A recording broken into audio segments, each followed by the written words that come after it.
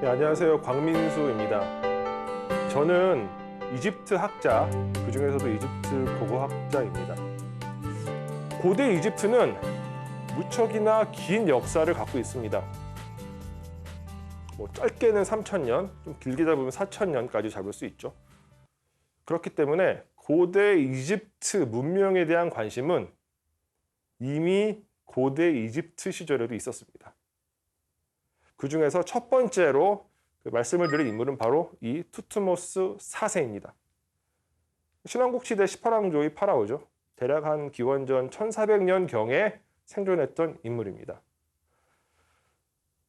지금으로부터 무려 3000년 이상, 3400년 전의 인물이지만 이미 이 사람의 시절에도 우리가 알고 있는 기자 피라미드는 1000년도 더 지난 고대의 유적이었습니다. 이 투트모스 4세는 그 왕자 시절에 꿈을 하나 꿉니다.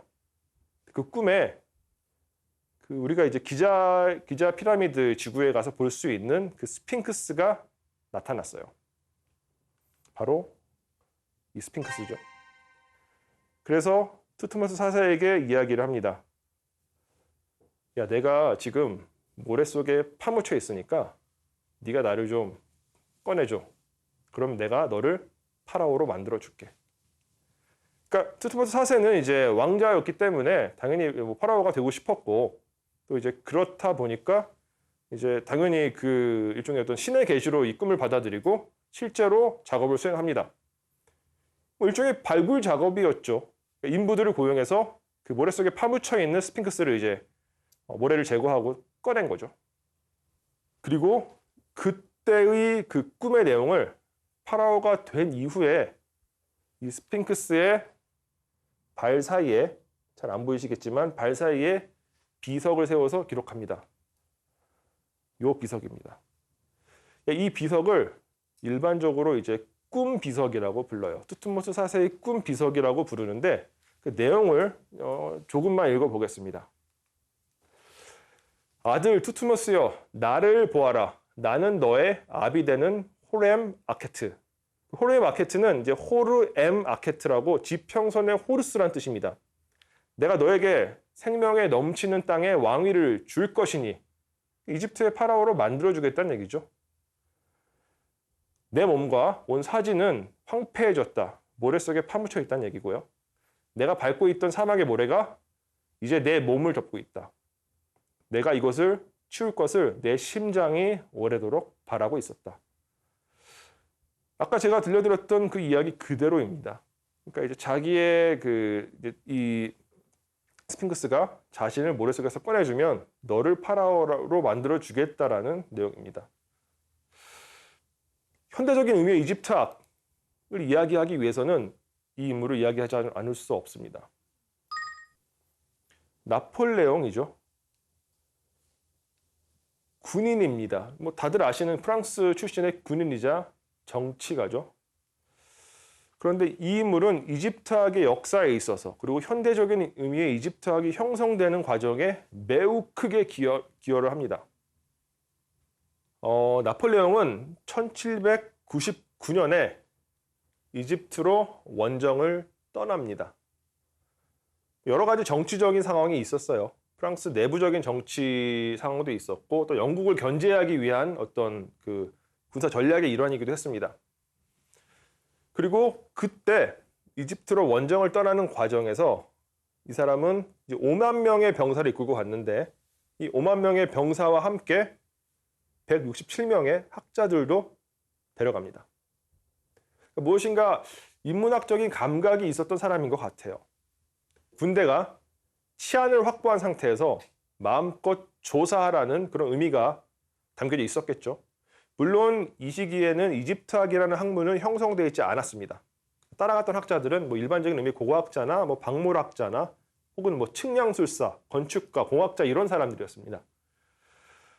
나폴레옹은 이집트로 이제 원정을 가서 처음 그 이집트를 통치하고 있던 맘루크군과 그 이제 군사적인 충돌을 벌이는데 그때 일어났던 전투를 이제 보통 피라미드 전투라고 합니다.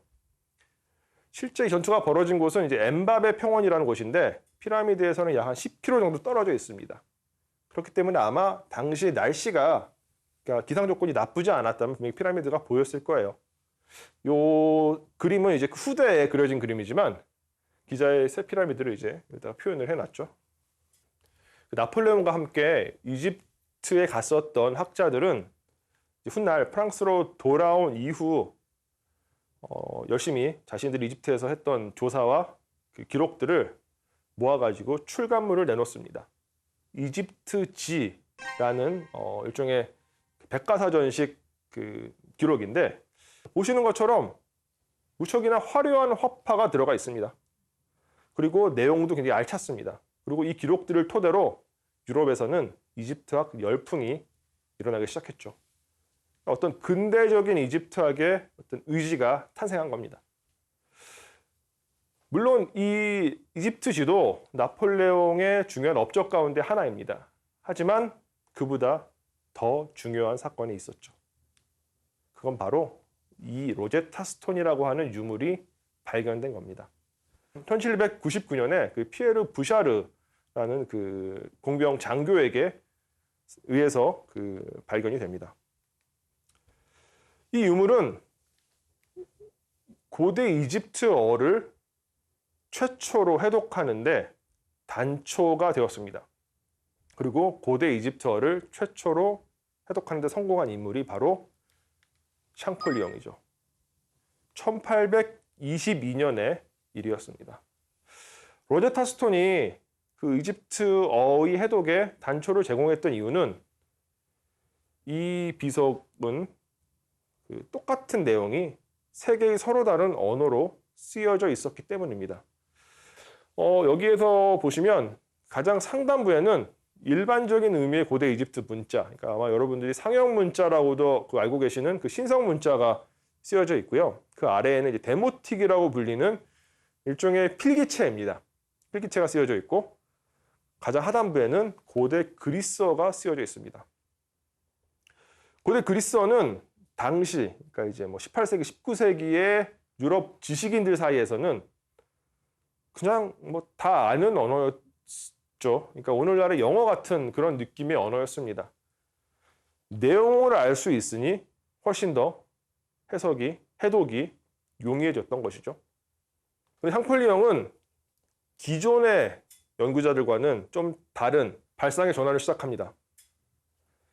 바로 고대 이집트 문자가 생긴 모양과는 달리 표문자적인 속성이 강할 수도 있다라는 전제를 한 것이죠.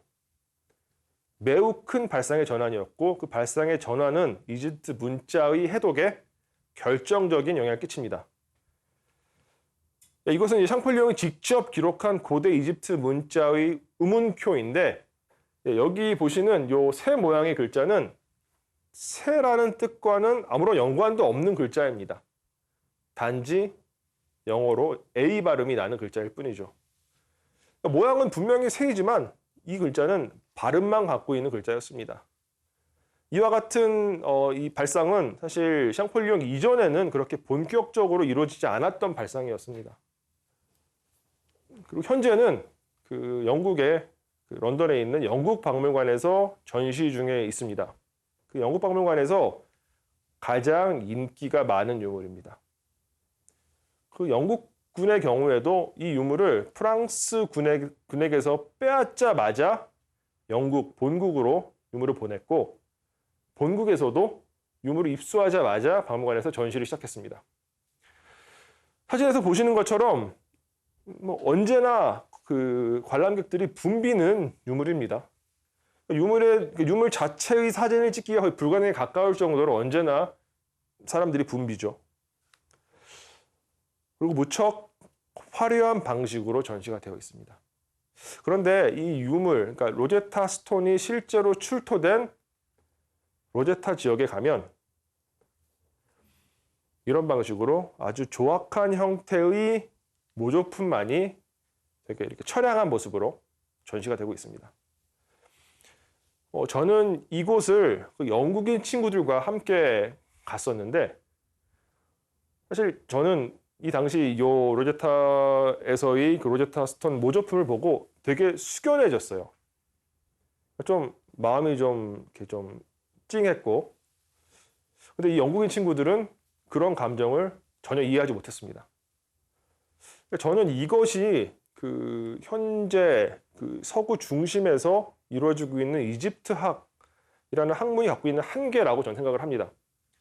실제 이집트학에서는 과거 식민주의 시대 때, 그러니까 제국주의 시대 때 서구 열강이 이집트에서 행했던 여러 가지 악행들에 대해서 꾸준히 반성을 합니다. 하지만 그 반성이 실제적인 실천으로 나타나지는 않죠.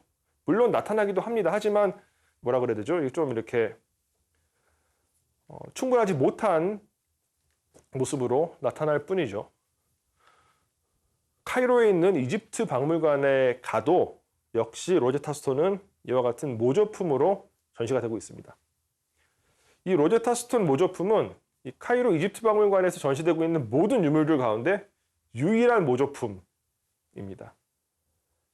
이집트 정부에서는 당연히 언제나 영국 측에 유물 반환을 요청합니다. 명백한 약탈 문화재이기 때문에 사실 그 이집트 측에 더 권리가 있다고 할 수가 있죠. 문제는 아까 말씀드렸던 것처럼 이 로제타 스톤이 명백한 약탈 문화재임에도 불구하고 박물관에서 버젓이 아주 화려한 형태로 전시가 되고 있다는 점입니다.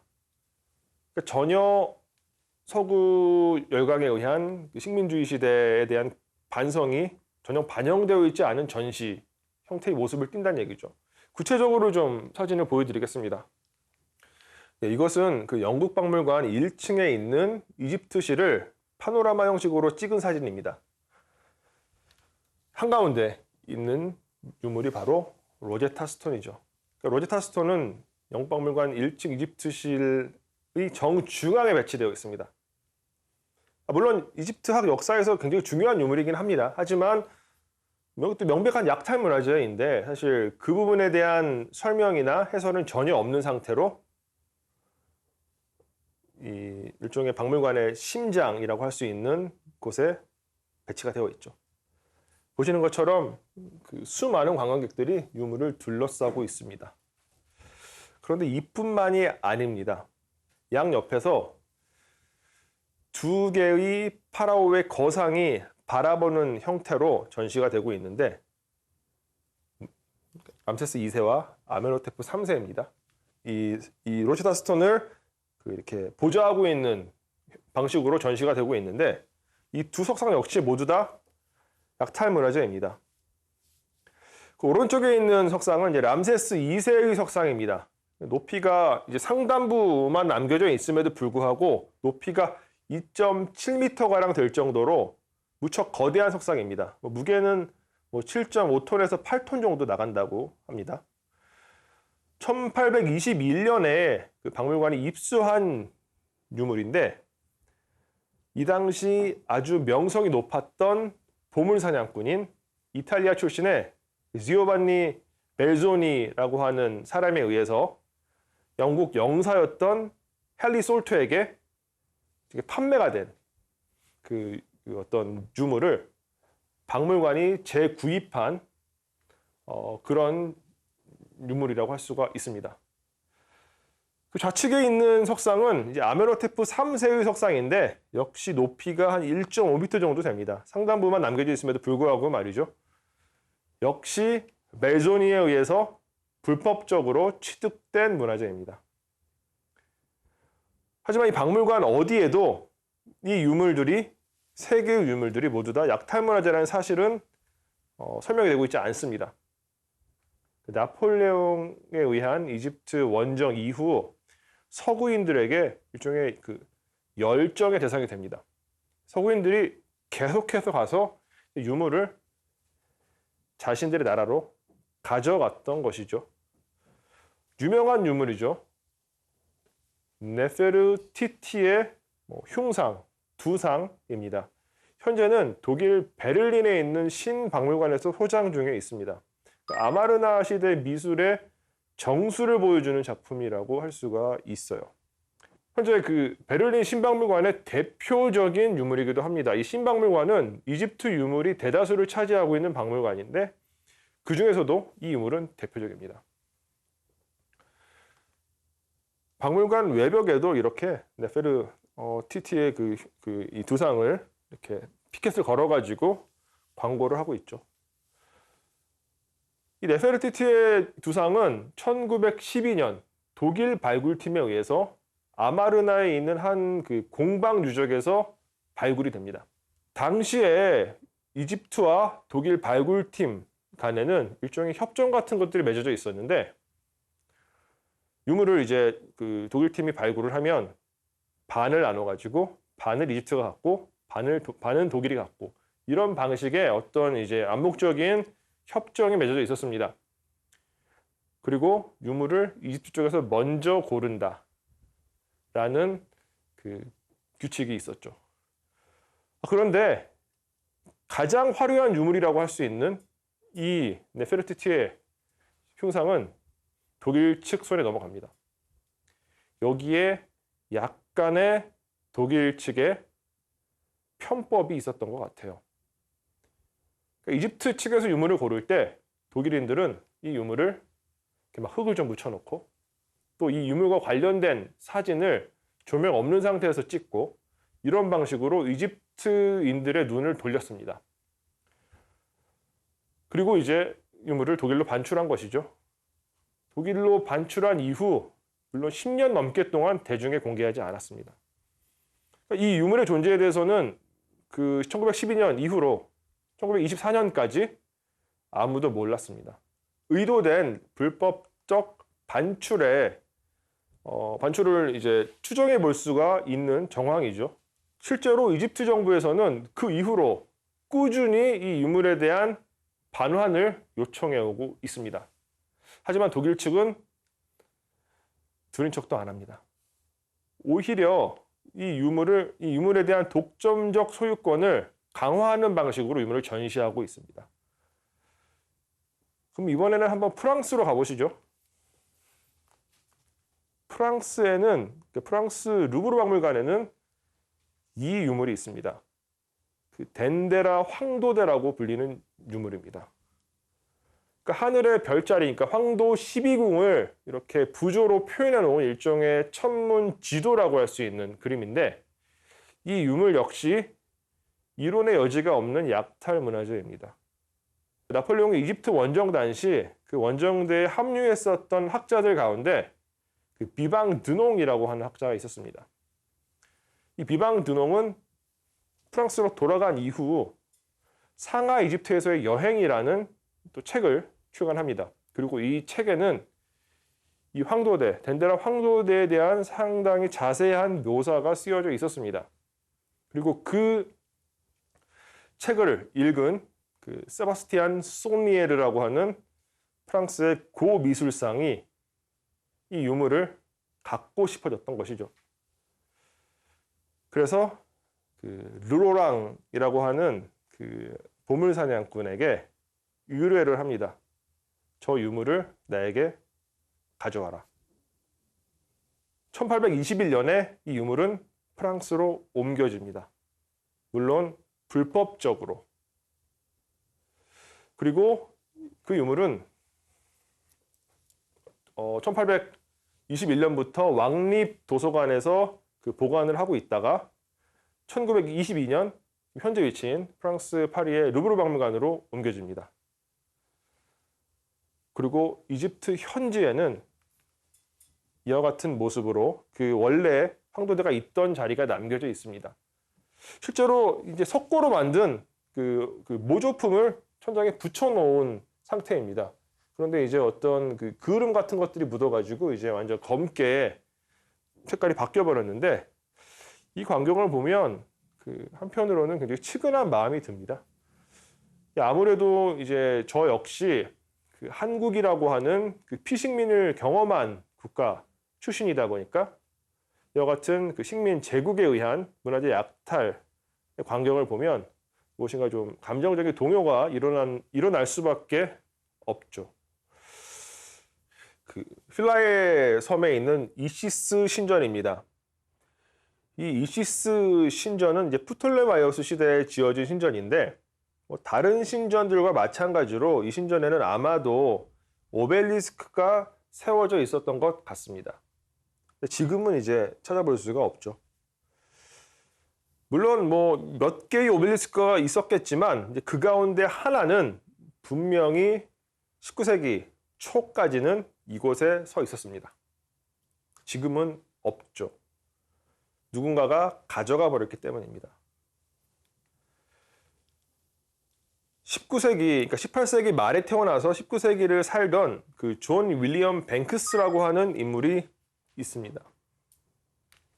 영국의 이제 귀족이자 상당한 그 부자였습니다. 고문물 애호가이기도 했고요. 그는 자신의 저택을 꾸미는데 굉장히 많은 공을 들였습니다. 그 과정에서 당시 매우 유명한 보물사냥꾼이었던 벨존이라는 인물에게 의뢰를 합니다. 이집트에서 뭐 하나 갖다 줘. 이 벨존이라는 인물은 아까도 제가 이제 그 영국박물관 전시 형태를 보여드리면서 말씀드렸던 그 아멘호테프 3세 석상이나 람세스 2세의 석상을 이집트에서 불법적으로 반출한 인물이기도 합니다. 벨존이는 뱅크스의 의뢰를 받아들였고 필라의 섬에 가서 오벨리스크를 뛰어다가 영국으로 배달했습니다. 그리고 그 오벨리스크를 뱅크스는 자신의 저택 앞에 세웠죠. 물론 이 필라의 오벨리스크 역시도 이집트학 역사에 있어가지고 굉장히 중요한 유물이었습니다. 로제타 스톤과 같이 이 오벨리스크 역시 그 다중 언어로 쓰여져 있습니다. 물론 그 로제타 스톤에 쓰여져 있는 데모틱이라는 문자는 쓰여져 있지 않지만 고대 이집트의 대표적인 문자인 신성 문자와 고대 그리스어가 함께 쓰여져 있습니다. 역시 고대 이집트 문자 해독에 중요한 어떤 단초를 제공했던 유물이라고 할 수가 있죠. 하지만 그럼에도 불구하고 로제타 스톤, 필라의 오벨리스크 모두 다 아주 명백한 약탈문화재죠. 서구인들은 이집트 측의 유물 반환 요청에 대해서 언제나 이집트 측의 그 관리 역량, 문화재 관리 역량을 문제 삼습니다.